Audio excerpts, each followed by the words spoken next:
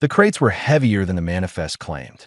Daniel Reed wiped sweat from his forehead and checked the anti-grav settings again. Nothing wrong with the equipment. Just another client who lied about cargo weight to save on shipping costs. He'd been hauling freight across the border stations for 3 years now, and the tricks never changed. Crest Point Market buzzed with afternoon activity. Vendors shouted prices in 6 different languages. The smell of grilled meat mixed with the sharp tang of fuel cells being recharged. Daniel maneuvered his loader through the crowd, aiming for the medical depot on the far side. Simple job: deliver the supplies, collect payment, grab something to eat, and head back to his ship. A child's scream cut through the noise that Daniel's head snapped toward the sound. A small dragon, barely tall enough to reach his chest, scrambled backward between market stalls. Her scales shimmered deep purple, and strange markings ran along her neck. 5 Grath pirates moved toward her in a loose circle, blades drawn. Their gray skin and battle scars marked them as raiders from the outer systems. The crowd scattered. Vendors abandoned their stalls. People ran in every direction, wanting no part of whatever was happening. Daniel saw a dead dragon lying near an overturned cart, presumably the child's guardian, based on matching armor colors. High-value target confirmed. One of the Grath growled into a comm device. Royal markings. The council will pay millions for her return. The child, Pyra, pressed her back against a wall. Her eyes were wide with terror. She couldn't have been more than 12 cycles old. Too young to breathe fire effectively. Too small to fight. Daniel's hands moved before his brain caught up. He killed the anti-grav and jumped off the loader. His boots hit the ground hard. The Grath were 10 meters away. The child was trapped. Every logical thought in his head screamed at him to run. These were trained killers. He was a cargo hauler with basic self-defense training from Earth's merchant marine. This wasn't his fight. This wasn't even his species. The smart move was to hide and let the station security handle it. His feet carried him forward anyway. "Get away from her," Daniel said. His voice came out steadier than he felt. The lead Grath turned. Confusion crossed his face, then amusement. "A human? This doesn't concern you, freight worker. Walk away." "No." The pirate's expression hardened. "Then you die with her." Daniel positioned himself between the blades and the dragon child. He spread his arms wide, making himself as large a barrier as possible. Behind him, he heard Pyra's rapid breathing, felt the heat radiating from her small body. "Run," he said quietly, not taking his eyes off the Grath. "When they move on me, you run." "I can't leave you," the child whispered. "You can, and you will. Run and find help." The Grath attacked as a unit. Professional. Efficient. No wasted movement.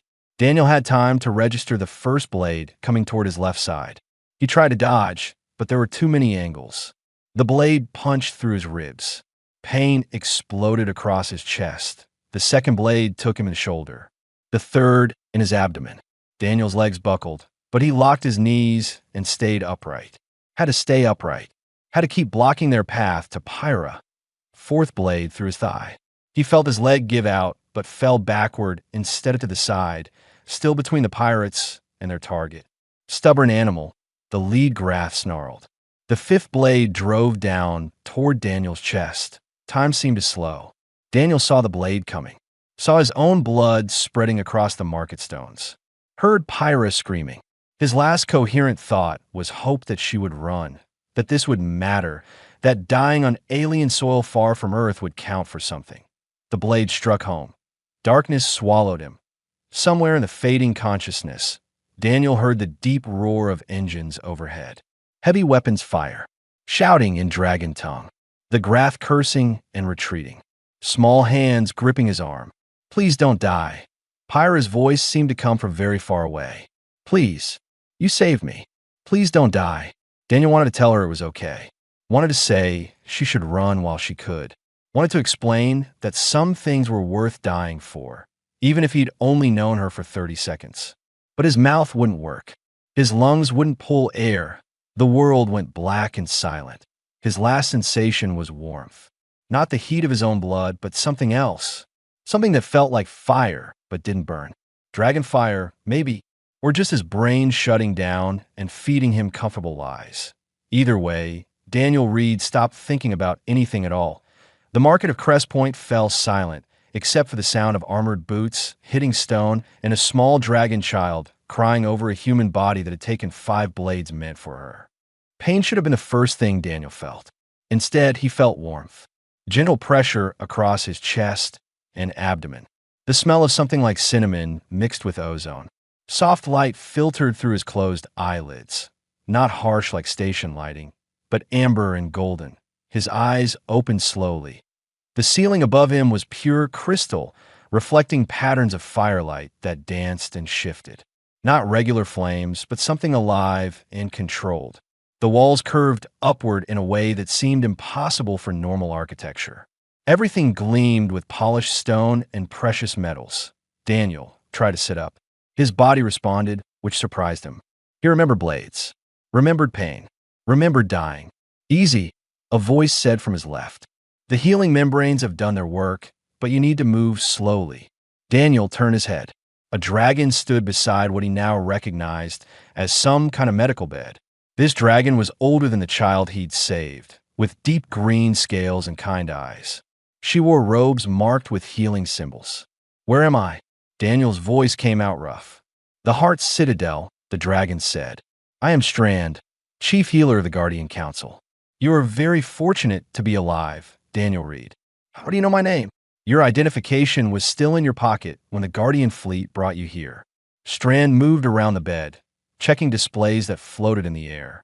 You have been unconscious for 4 days while our technology repaired the damage. For days. Daniel looked down at himself. He wore simple white clothing, and through the thin fabric, he could see the pink lines of fresh scars across his chest and stomach. 5 of them. He remembered each blade. The child, he said suddenly. Pyra, is she safe? Strand's expression softened. Princess Pyra is safe, healthy, and has not left the Citadel since the incident. She asks about you every hour.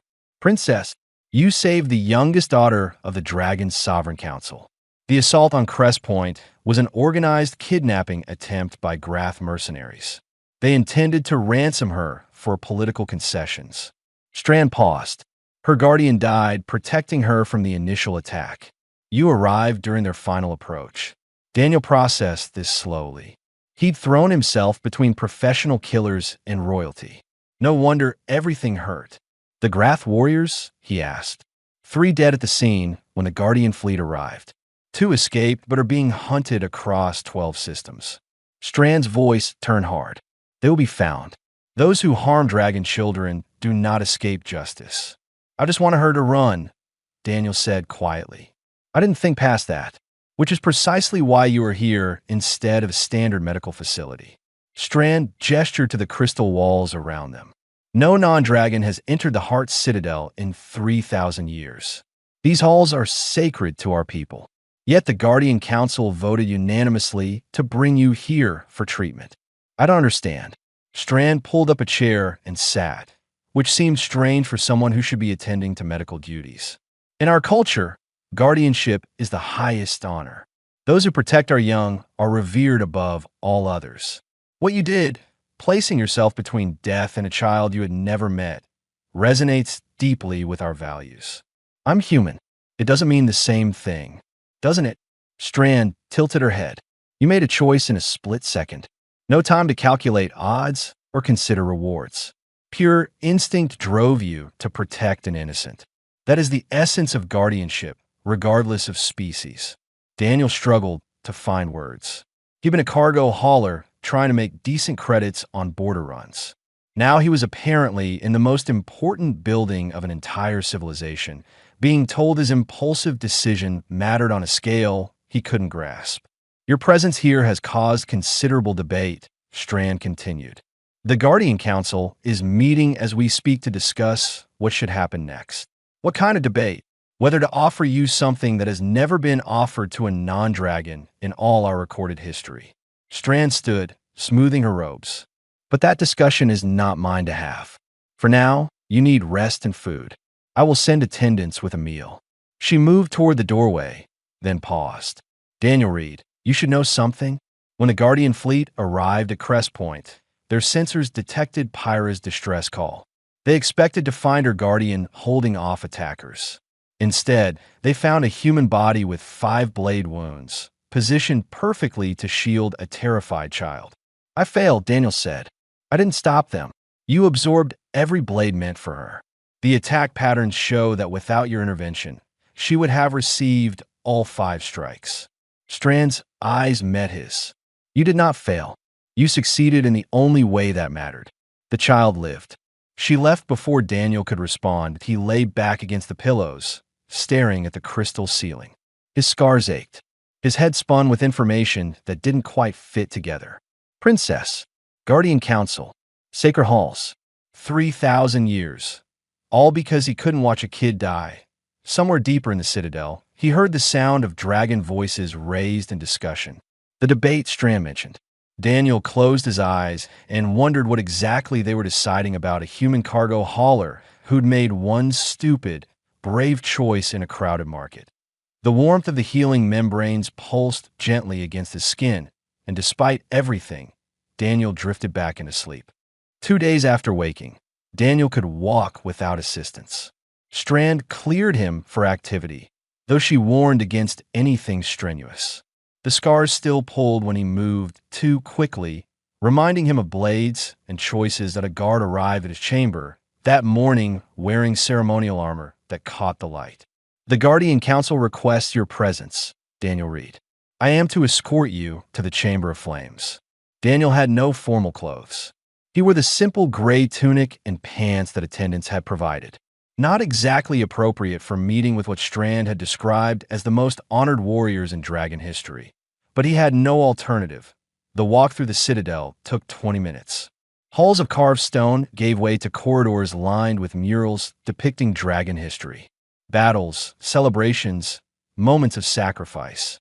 Daniel saw images of dragons shielding hatchlings from danger, standing against impossible odds, choosing death over abandoning their charges. The Chamber of Flames lived up to its name. 7 pedestals arranged in a semicircle, each topped with fire that burned without fuel. Behind each flame sat a dragon whose scales bore the marks of countless battles. These were ancient warriors, Daniel realized. Veterans who had survived what most did not. The center pedestal sat the largest dragon, his scales deep slate gray. Daniel read. His voice resonated through the chamber. "I am Slate, commander of the Guardian Council. You stand in a place of judgment and honor." Daniel's throat went dry. "I'm just a freight hauler. I don't belong here." "That is precisely what we are debating," said a white-scaled dragon to Slate's left. "I'm Frost. For 3,000 years, only dragons have stood in this chamber as candidates for guardianship. Your presence breaks ancient tradition. Yet tradition must sometimes bend to truth," countered a red-scaled dragon on the right. "I am Cinder. I have reviewed the security footage from Crest Point 17 times. What I witnessed was guardianship in its purest form." Slate gestured, and a holographic display materialized in the center of the chamber. Daniel watched himself jump from the loader, position himself before Pyra, spread his arms wide. The footage played in horrible detail, each blade striking, his body jerking with impact, but staying upright, staying between the killers and the child. "Pause here," Slate commanded. The image froze with Daniel on his knees, the 5th blade approaching. Notice his position even while dying. He is angled to maximize coverage of the child while minimizing the attacker's angles of approach. This is not random panic. This is tactical sacrifice. He had no training, Frost insisted, no understanding of our customs or values. He simply reacted. "Exactly," Cinder said. He reacted with guardianship despite having no cultural framework for it. That suggests something inherent rather than learned. A blue-scaled dragon spoke up. "I am Wave, youngest of the current guardians. I trained for 20 years before earning this position. I studied combat, strategy, and the philosophy of protection. This human had none of that, yet his actions demonstrate understanding that surpasses many trained warriors." "Understanding and worthiness are different concepts," Frost said. "We cannot grant guardianship based on a single act, no matter how noble. Can we not?" Slate's eyes fixed on Frost. Every guardian here earned their rank through a defining moment, a choice when all other options were easier. We simply had the advantage of surviving long enough to repeat such choices. The chamber fell silent. Daniel stood still, not sure if speaking would help or hurt. These dragons were discussing his life like he wasn't there, but their words carried weight beyond simple debate. They were wrestling with something fundamental.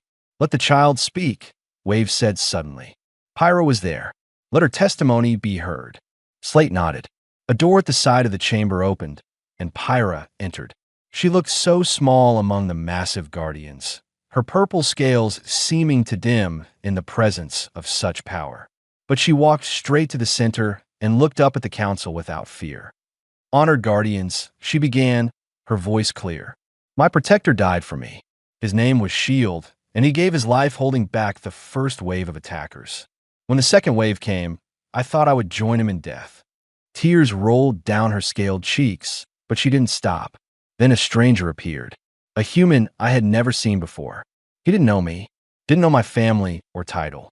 He just saw a child in danger and chose to stand between me and death. "Princess Pyra," Frost said gently, "your gratitude is understandable, but emotion should not dictate policy." "This is not emotion," Pyra said firmly. "This is witness testimony. Shield was trained his entire life to protect me. He did so with honor and skill. But Daniel, who had no training and no obligation, made the same choice Shield made. Does that not prove that guardianship exists beyond our culture?" The question hung in the air. Daniel saw Frost's expression shift, doubt creeping into certainty. "The human cannot speak our language fluently," another guardian said. "Cannot breathe fire, cannot fly. How can he fulfill guardian duties?" "Guardianship is not about ability," Slate said. "It is about will, about the willingness to stand when standing means dying." He looked directly at Daniel. "You were willing. You proved it with 5 scars." "I didn't think," Daniel admitted. "I just couldn't watch a kid die." "And that," Cinder said, "is the answer to every objection raised here today." He didn't calculate, didn't weigh options, saw innocence threatened and responded with protection. This is guardianship stripped to its absolute core. Slate stood, and the chamber seemed to grow warmer. "The council will vote. But first," Daniel read, "you must understand what we are offering. Guardianship is not honorary.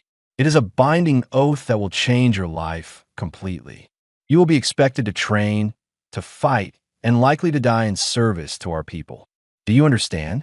Daniel looked at Pyra, then at the ancient warriors surrounding him. "I understand." "Then we vote," Slate said. "All in favor of offering Daniel Reed the rank of guardian?" 7 flames burned brighter. 7 voices said yes. The guardian archives stretched further than Daniel could see. Shelves carved from stone held countless records, some physical scrolls, others crystalline storage devices that pulsed with inner light. The ceiling disappeared into shadows high above, and the air smelled of age and importance. "This is our history," Wave said, walking beside Daniel through the towering racks. "Every guardian who has ever served is recorded here. Their triumphs, their failures, and their deaths." Daniel ran his hand along a shelf, feeling the weight of centuries. "How many have there been?" 37, counting those who currently serve. "You would be the 38th. Wave pulled a crystal from a nearby shelf. It glowed softly in her clawed hand. "This is Shield's record, the guardian who died protecting Pyra before you arrived."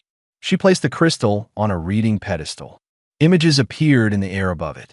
A young dragon in training armor, gradually aging through years of service. Battles fought. Children saved. Finally, a market square and grath blades. "He served for 43 years, Wave said quietly. Saved 17 lives in direct combat. Prevented 4 kidnapping attempts. He died doing what he trained his entire life to do." "I can't replace him," Daniel said. "No one is asking you to. Guardianship is not about replacement. It is about continuation." Wave returned the crystal to its place. "Shield would have approved of what you did. Any guardian would." They walked deeper into the archives. Wave showed him records of guardians who had died in service. The numbers were staggering. Of 37 guardians throughout history, only 12 had retired alive. The rest fell in battle, protecting charges they'd sworn to defend. This is what you're being asked to join, Wave said, stopping before a massive wall covered in dragon script. This is the Wall of Oaths. Every guardian's vow is inscribed here. Daniel read the translations that appeared beside the dragon writing. Each oath was unique, personal, but they all contained the same core promise: to stand between danger and innocence, to choose sacrifice over survival, to serve until death claimed them. I'm not a warrior, Daniel said. I hauled cargo between stations. Basic self-defense training, nothing more. Yet you positioned yourself tactically while dying, Wave countered. Slate was correct about that. You maximize coverage while minimizing attack angles. That is not basic training. That is instinct or luck. Guardians do not believe in luck. Wave settled onto her haunches, bringing her eyes level with Daniel's. We believe in choice.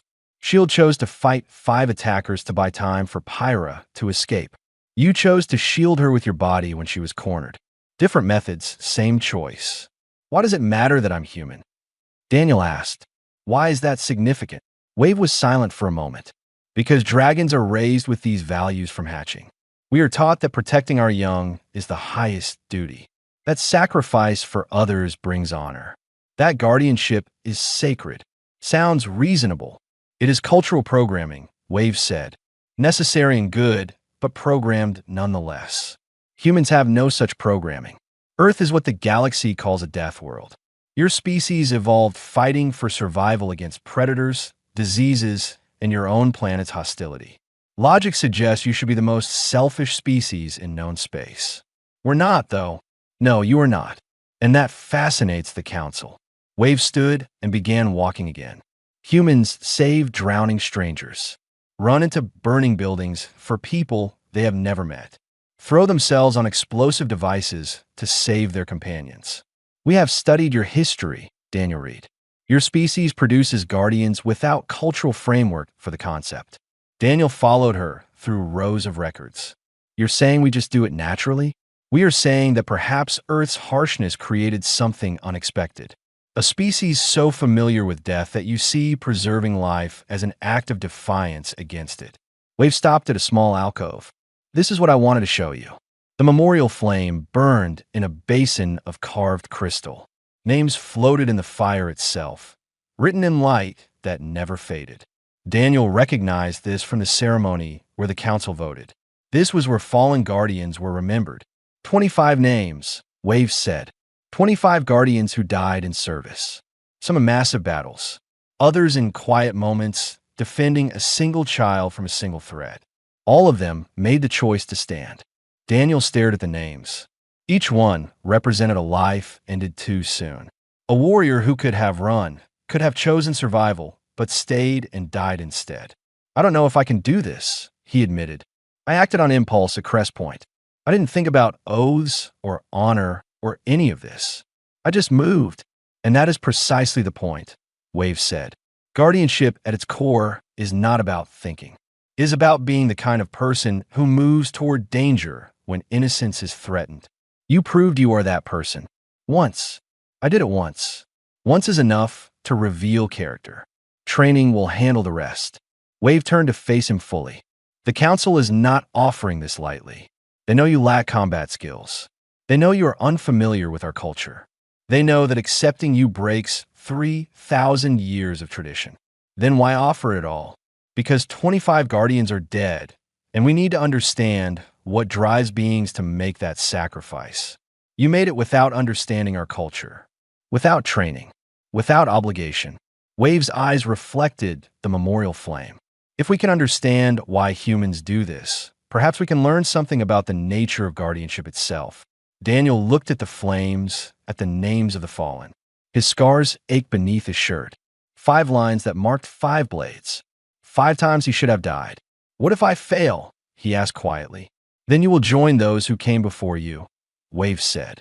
But failure in guardianship is not cowardice or defeat. Failure is simply the price of standing when others run. The decision chamber was smaller than the chamber of flames, more intimate. Only Slate, and 2 other council members attended. Frost sat to his left, Cinder to his right. Daniel stood before them, no longer a patient recovering from wounds, but a candidate being evaluated. The council has voted to offer you guardianship, Slate began. But before you accept or refuse, you must understand why your humanity matters to us. Not just that you are human, but what that means in the context of what you did. Frost spoke next, her white scales catching the light. I voted yes, though tradition argued against it. I need you to understand my reasoning, because it reflects the council's collective conclusion. All right, Daniel said. Dragons are raised from hatching with specific values, Frost explained. Duty, honor, sacrifice, protection of the young. These are not suggestions. They are fundamental to our society. Every dragon knows that guardianship is the highest calling. We are programmed, culturally and socially, to revere those who protect. So when a dragon becomes a guardian, they are fulfilling cultural expectations, Cinder added. Noble, yes. Difficult, yes. But expected within our framework. Slate leaned forward. Humans have no such framework. Your species evolved on a planet that tried to kill you at every turn. Predators, diseases, natural disasters. Earth is rated as a Class 7 death world. Only the most aggressive and survival-focused species should emerge from such places. We're pretty good at surviving, Daniel admitted. You are excellent at it, Frost said. Yet your history is filled with examples of humans who chose not to survive, who sacrificed themselves for strangers, who ran toward danger instead of away from it. This should not exist in a death world species. Daniel thought about that. Earth was harsh, no argument. Humanity had clawed its way to the top of the food chain through intelligence and cooperation. But cooperation required caring about the group, not just the individual. Maybe surviving on Earth required us to protect each other, he said slowly. You don't make it through ice ages and predators alone. You need the group. So maybe we learned that some things are worth dying for, because without that, the group fails.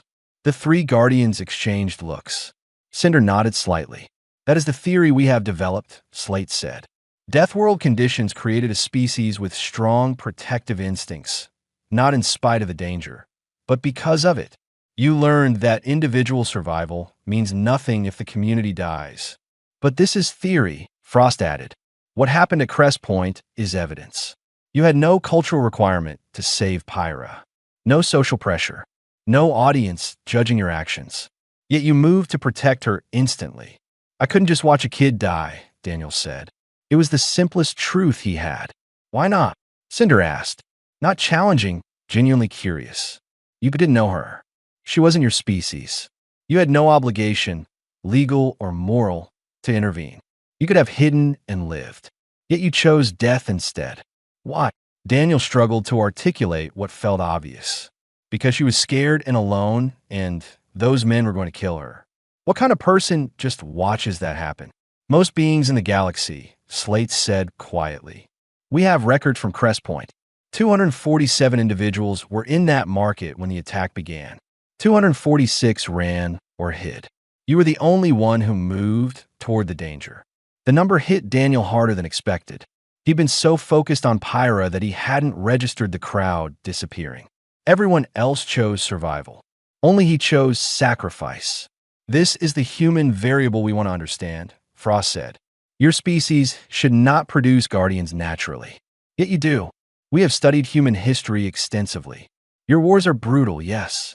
But even in your darkest conflicts, humans perform acts of stunning selflessness. Cinder pulled up a holographic display. Images scrolled past. Humans throughout history throwing themselves on grenades, running into burning buildings, diving into dangerous waters to save drowning strangers, shielding others from gunfire with their own bodies. These are not isolated incidents, Cinder said. This is a pattern that repeats across your entire species' history. Humans sacrifice themselves for strangers with disturbing frequency. Disturbing? Daniel asked. From a survival standpoint, yes. Every one of these actions reduces genetic fitness, removes that individual from a gene pool. Logic suggests that such traits should be selected against. Yet they persist. Slate stood, walking around his pedestal. We believe that Earth created something unique. A species with protective instincts so strong that they override individual survival programming. You're saying we can't help it. We are saying that guardianship may be inherent to humanity in ways it is not for other species, Frost said. For dragons, it is learned behavior, reinforced by culture. For humans, it appears to be instinct. Daniel looked at his hands, remembering them spreading wide to shield Pyra. He hadn't thought, hadn't calculated odds, just moved, like his body knew what to do before his brain processed the situation. If this is true, he said slowly, if humans just naturally protect others, why is me doing it special? Shouldn't any human have done the same? Perhaps, Slate said, but you were the one present. You were the one who moved. And your action has created an opportunity to understand something fundamental about the nature of guardianship itself. What opportunity? To see if human instinct can be refined through dragon training, Cinder said. To discover if your natural protective drive, combined with our combat techniques and tactical knowledge, creates something greater than either alone. Frost added, we want to know if guardianship is about culture or nature. You represent the test case. A human with no cultural framework but strong instinct, being offered the same training and position we give our finest warriors. And if I fail, then we learn that culture is essential, Slate said. But if you succeed, if you can bear the weight of guardianship despite your different background, then we learn something profound about what makes a guardian. Daniel stood silent, processing. He was not just being offered a position. He was being asked to prove something about humanity itself, about whether protection was taught or inherent, whether his species' death world origins created guardians naturally. I'm just a freight hauler, he said finally. You were a freight hauler, Slate corrected. Now you're the being who took 5 blades for a dragon child. That action revealed your nature. What happens next will reveal your potential. Dawn painted the citadel in shades of gold and amber. Daniel stood in the preparation chamber, wearing simple white robes that reminded him of hospital clothing. His scars were visible through the thin fabric. 5 pink lines across his chest, abdomen, shoulder, and thigh. Permanent reminders of the market at Crest Point. Strand entered, carrying a ceremonial basin.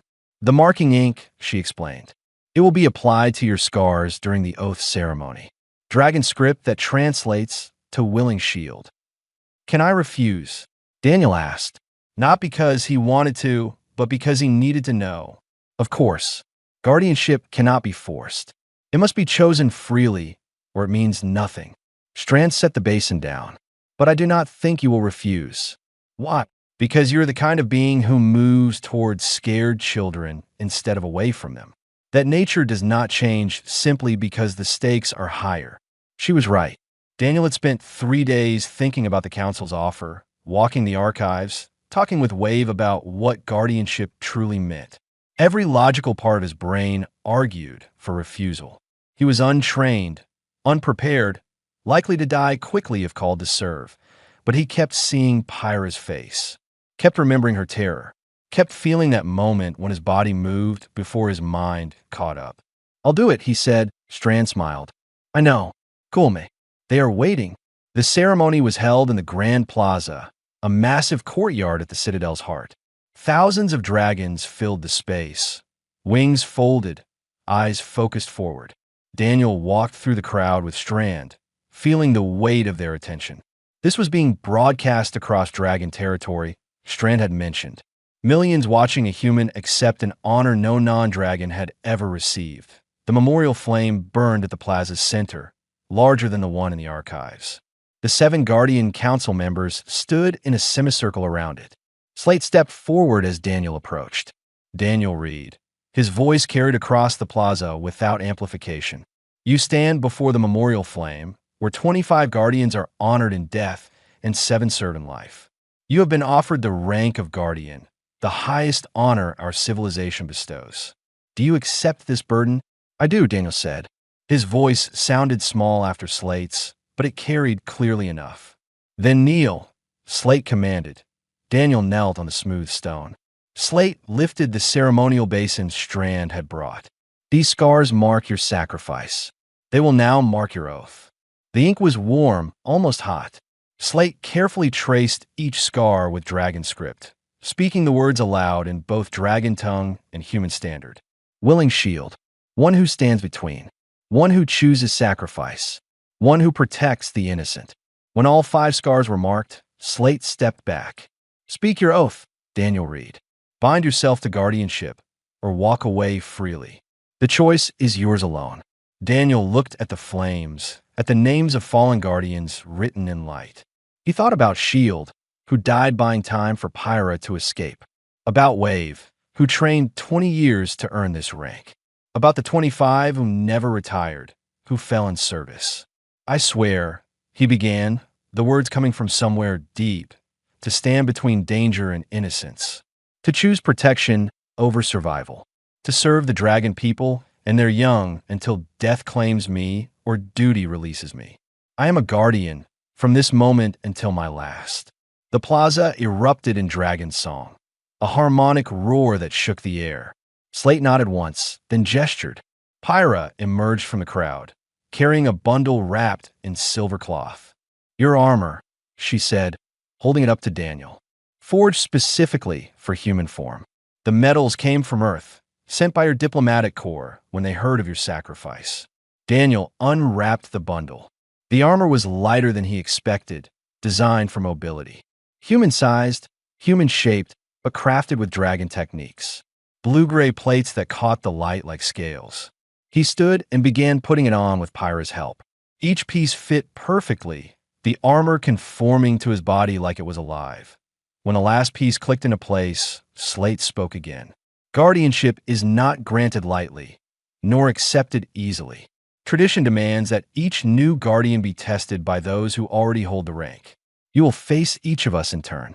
We do not expect you to win. We expect you to demonstrate why you are worthy. Wave stepped forward first. She was the youngest guardian, the one who had shown Daniel the archives. I will be your first test. She drew no weapon. Neither did Daniel. This was clearly meant to be unarmed combat. The crowd formed a wide circle. Pyra retreated to safety. Wave settled into a fighting stance that Daniel recognized from basic training, weight balanced, hands ready. Begin, Slate commanded. Wave moved like lightning. Daniel barely registered her approach before she was inside his guard.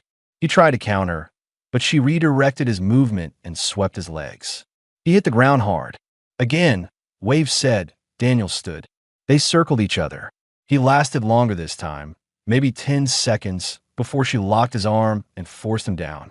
Again, 5 more attempts. 5 more failures. But Daniel noticed something. He was learning her patterns, seeing openings even if he lacked the skill to exploit them. Wave noticed too. Her eyes showed approval that on the 7th attempt, Daniel managed a solid defensive position that held for almost 40 seconds before Wave broke through. Enough, she said, helping him to his feet. You learn quickly. You do not quit. You are worthy. The crowd sang approval. Wave stepped back, and Daniel faced the remaining guardians. Each test was similar. He lost every single time, but he never quit, never stopped trying, never let failure break his determination. That'd be why the time he faced Slate, Daniel was exhausted and bruised. The commander studied him for a long moment. You understand now, Slate said. Guardianship is not about winning. It is about standing despite knowing you will fall. Yes, Daniel managed. Slate nodded. Then you are truly one of us. The ceremony concluded with Daniel standing before the memorial flame as the newest guardian.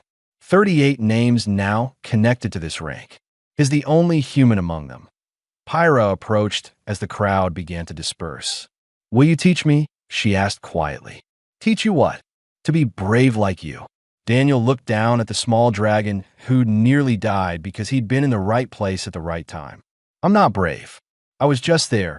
Being there is enough, Pyra said. You taught me that. When someone needs help, being there is everything. Ships arrived throughout the day, delegations from across the galaxy coming to see the human guardian. News had spread that Daniel's action had done more for human-dragon relations than decades of formal diplomacy. One impulsive choice in a market had rippled outward, changing how entire civilizations viewed humanity. That evening, Daniel stood on the citadel walls beside Slate, watching the stars appear overhead. "Do you regret accepting?" Slate asked. Daniel touched his scars through the armor. 5 lines, 5 blades, 5 choices to stay standing when falling would have been easier. "No," he said. "I regret nothing." "Good," Slate said, "because guardianship is just beginning."